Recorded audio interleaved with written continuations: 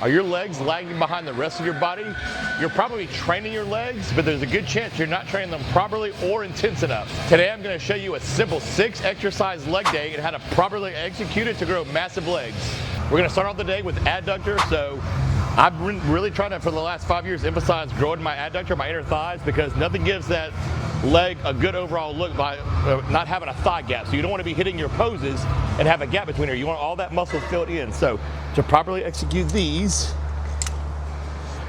we want to make sure our range of motion is not so short where we're just like some guys and girls who are just here, we're just squeezing. We want to really make sure we get as much range of motion as you can comfortably get without hurting yourself. Okay, we want to make sure we're squeezing, coming back controlled, pausing, squeezing. Every rep should look like this. I don't care if you're going to 20, 25, 30, 8, 10, 12. Every rep should be perfectly executed to keep tension on that adductor. So what we want to do here is sets and reps. We want to do about 4 sets. The first set we want to do about 16 to 20. Second set, add some weight, 15 to 18. Third set, add a little more. You want to make sure that fourth set, it's as much weight as you can do with proper form, going to failure in that 10 to 12 rep range. So we want to start on adductor. Next, we're going to move into our hamstrings. So I like to work my hamstrings at the beginning of my leg days rather than most people at the end. Because what happens if you save hamstrings to the end of your workout after you lunge, leg press, squat, you're not going to put a whole lot of effort into them. So my recommendation, hit them at the beginning of your workout so you're still fresh. So I'm going to show you the execution on these.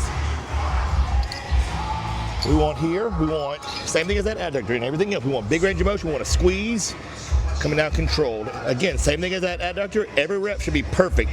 We want that hamstring taking all the tension there and all the weight. So sets and reps here. It's going to be a little different than just doing straight sets on that adductor. We're going to do what I call 2 to 3 warm-up sets of 10 to 15, adding weight every set. That last set, we're going to do a drop set followed by some partials. So I'm going to show you what that looks like. Let's say this is my last set. I've worked up to some good weight and I'm hitting, let's say this is 8, 9, 10. Okay, I took it to failure. Let's say that was failure. I'm going to reach over, drop that weight by about 3 plates. Keep going. I'm going to do 10 more. Okay, let's say I get to 10 here. Really pushing it to failure again on that drop set. Then I'm going to go right into, without dropping the weight, I'm going to go some partials. I'm going to do 20 partials out the bottom, just working that from that stretch position to halfway up. I'm going to do 20, and then to really finish it off and kill those hamstrings, I'm going to come down after 20 and make my hamstrings hold that weight in that static position for 20 seconds. So after you've done those couple warm-up sets, and that we'll call it 1 set all out failure, your hamstrings should be fried. Now we're ready to move on to quads. Next up, as we start making our way to the bread and butter exercises, we got to get our quads warmed up and almost really take them to failure if we can. So what we're going to do here is leg extensions. This is probably one of the most butchered, done incorrectly exercises I see in gyms. So what we want to do here, same thing with all the other exercises and everything else you do in bodybuilding. We want good controlled form, maybe even getting a squeeze at the top if your knees can take it. Squeeze, and let's say this is 20 reps. Every rep should look like this. It doesn't matter if you're going higher reps, that doesn't mean you start swinging that weight around. We still want good control. We want almost failure by the time you hit 20 on this first set. Good squeeze, and I'm actually pulling myself down into this chair. That's another cue you can do to really keep tension on those quads. So what we're going to do here, we're going to superset that with Sissy squats. So I'm going to come right around this way and show you what I do. For you, whatever's closest for you in your gym, if you want something close by where you can do what I'm about to show you. So I'm anchoring in, hands out, or hands anchored in. Feet out in front, I'm coming, letting my go into my toes, let my knees jut forward, and then I'm pushing back, and as I push back, I'm going to rock under my heels. So a rep's going to look like this. Good stretching those quads, come back. Stretching those quads, come back. So what this is doing, superset with those leg extensions, is really pumping those quads up so they make it, when we get into our hacks and our leg presses, they're already pre-fatigued and you don't have to work them super heavy to exhaust those quads. So we want sets and reps here. That leg extension, we want probably 3 sets of 12 to 20. Start at, first set, 15 to 20, second set, 12 to 15, and that third set, you'll go as close to failure as you can for 10 to 12. Every set on the Sissy squat should be 12 reps, just really trying to push them to failure. Before we get into the good stuff, the hack squats and the leg press, subscribe to the channel if you haven't already. I have tons of videos on not only how to grow your legs, but problem solving growing your chest, your back, your arms, everything else. Now that our quads are properly warmed up and ready to go, we're gonna go into our first bread and butter movement, or one of our, what I call our main leg builders, our hack squat. So what we're doing here, I like to do this. I got into the hack squat. I got away from the barbell back squat about 10 years ago when I got so heavy on the squats. To get my legs, I had to go so heavy that my knees, hips, and lower back just started hurting. So I switched to this, and it's been night and day difference for my leg growth. So if you don't have this, just know that you can also use a barbell squat if it still feels good for you. Smith machines, feet out in front, whatever feels good for you and you actually feel in your quads. Reps and sets are still gonna be the same. But what we wanna do here, I'm gonna drop my feet from going from here when I'm rack, I'm gonna set them low. And what this is gonna do is really let me emphasize putting those quads in that stretch position, which is again what we wanna do to target them and get them to grow. So I'm coming down, my knees are pushing forward toward my toes. I'm going ass to grass, and then I'm pushing up. Slow tempo, almost a 3-second countdown, pause, drive up, and that's just going to keep a lot of tension on those quads when you go down slow and pause. Rather than doing your reps like this and just bouncing, the quads are really only working when you come up. They're not really working when you drop. They're only working right here. Whereas if you do them like I'm showing you, they're working to hold me, and they're working to push up. So what we're going to do, set some reps here. Maybe 1 to 2 warm-up sets.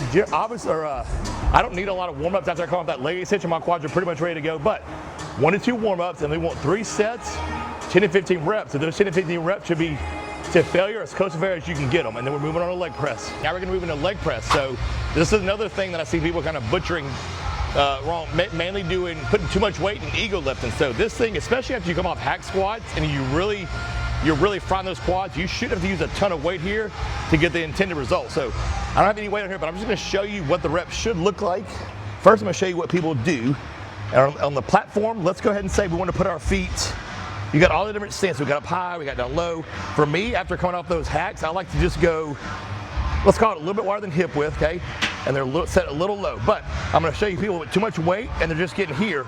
You're not really getting your quads into a stretch position. If you don't stretch those quads out, when you come down far enough, you're not really going to work them as hard as you can. So what we want to do, let my knees track outside my body, get deep, deep, deep, almost like my knees are in my chest, and then I'm pushing. So I like to go a 3-second countdown. 1, 2, 3. Pause on the hole, push. No pause at the top. So 1, 2, 3. Pause on the hole, push. 1, 2, 3, push. I promise you, if you do 10 to 12 reps like that, it's not going to take a whole lot of weight for you to hit failure on 3 sets. So let's do 3 sets of 10 like that. Let's say I have 5 plates on. 3 sets of 10 with 5 plates. For my last set, I'm going to pull 2 plates off each side, and I'm going to do 20 reps a little faster. So I'm almost just doing a burnout. So I'm doing my first 3 sets strict, and my last set of 20, I'm pulling some weight off. I'm still getting deep, but I'm mainly just here, like pistons, getting deep, but I'm not coming down slow. I'm just trying to rep out and burn those quads out since it's our last quad exercise of the day. I say quad, it's working everything, but my quads are really doing most of the work there. Next up, we're gonna go into a superset to give the glutes and hamstrings some work. So what the superset is gonna do is gonna serve 3 purposes. 1 and 2, like we just mentioned, first 2 purposes. We're gonna get some extra glute and hamstring work since we just spent a lot of time frying those quads.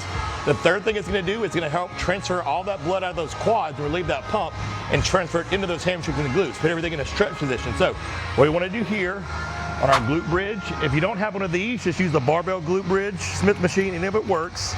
But again, today's video is all about showing you proper form and everything, and not just, this is the work I gotta do. I'm showing you proper execution and all this stuff so you don't waste your time. So what we wanna do here, I'm only got 2 plates on. Normally I do about 3 or 4 plates, but just so I'm not winded and can actually talk, I'm just showing you with 2 plates. So we want deep, deep, deep range of motion, slow stretch. My toes are lifted. My toes are lifted so I can push through my heels. I'm coming up and I'm squeezing my glutes at the top. My toes stay lifted the whole time. Big stretch, squeeze at the top. Stretch, drive up and squeeze. Up and squeeze. So what this is gonna do, that squeeze is really gonna engage those glutes. Coming down slow also keeps them under tension. So we want 10 to 12 reps here. As close to failure as you can get. We're racking. We're walking over to our kettlebell RDL that we set up. So we want blocks, plates, whatever you can use to give yourself a little more lift, because we want to do the deep super stretch here. So what doing up off this block is going to do is really let you get lower than your feet would normally let you get. So we want a deep stretch, stretch, stretch, stretch. Push those hips back as far as they'll go. Up and squeeze. I like to pause for a half second, feel that stretch, and then we're up. This is going to give a lot of tension to those hamstrings. The glutes got the first hack. The hamstrings are finishing us up here. Deep stretch below, the kettlebell goes below those boxes. Up and squeeze. So sets of reps like we just talked about. You want to pick weight on both of them that's you could probably do 12 to 15 with, but you're stopping at 10 to 12 because you're focusing on squeezing. So you should only want to do about 10 to 12 of each. 3 sets, 10 to 12, and we're moving on. Bonus exercise, so we're not really going to call it a bonus, but to really complete a well-rounded leg workout, you can't forget your calves. So here's how I train calves. It's the same thing as everything else. Big range of motion, strict form, and taking everything to failure as close to failure as you can get. So I'm going to show you on the standing calf raise, we're getting a deep stretch, just like we have everything else today. Deep stretch, up and flex, deep stretch, up and flex. So I'm picking good weight. I'm going to about 12 to 15 reps, taking them as close to failure as I can get. And then after I hit that failure point, let's say that's 15, I'm coming to the bottom and I'm just doing partials. 1, 2, just like we did on those hamstring curls. I'm just working bottom half partials. The only difference between this and that hamstring curl is that I'm doing 4 sets of 12 to 15, and every set is going to have those partials in it. So don't forget your calf. All right, guys, there you have it. A pretty simple, what I would call leg workout. It's very simple, but the important part to remember is you have to execute strict form, big range of motion, take sets to failure, as close to failure as you can. All right, cut, I got to remember.